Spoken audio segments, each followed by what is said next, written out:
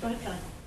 Given the president's frequent encouragement that people get vaccinated, where do things stand as far as the president deciding whether or not he will mandate that federal employees must be vaccinated or members of the military must be vaccinated, or would he work in conjunction with private sector employers who want to have those kinds of requirements for return to work? Well, I wouldn't anticipate that we would be putting requirements on private sector companies, and I would expect that we would allow the space for them to put those requirements in place themselves or decide what is best for their workforces.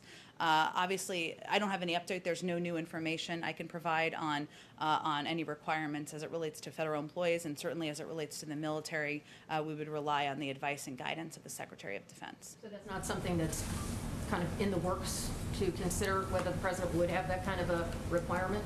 I don't have any update on that at this point in time. Does the president have a reaction to the indictments of 4 former police officers in Minnesota related to the George Floyd case and civil rights allegations against them?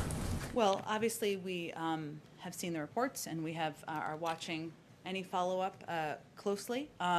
But we don't have any specific reaction to the legal actions that were announced today. I will say that, again, it's a reminder, as was the verdict in the Chauvin case just a few weeks ago, that there's still more that needs to be done. Well, that was a moment of justice, certainly, that it is just the beginning, and it's a reminder of the need to put police reform in place through our legislative process and put those reforms in place across the country.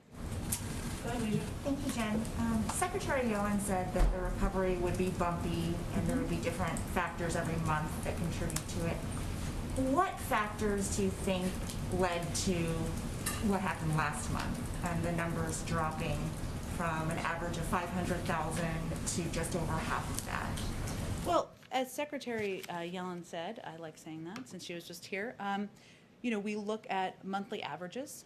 We don't, it's one of the reasons why we don't celebrate and bring champagne and balloons in when the numbers are far above expectations, is because we know that that we have to look across a span of time and not overanalyze one particular month. So we look at it as across the course of 3 months, there was an average of 500,000 jobs that were created.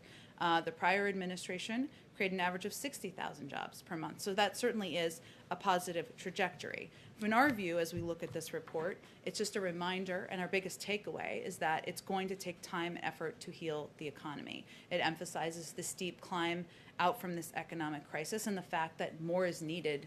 We need to do more because recovery for some, even when there are very high jobs numbers, is not recovery for all. And we will continue to advocate for moving forward with the American Jobs Plan as a result.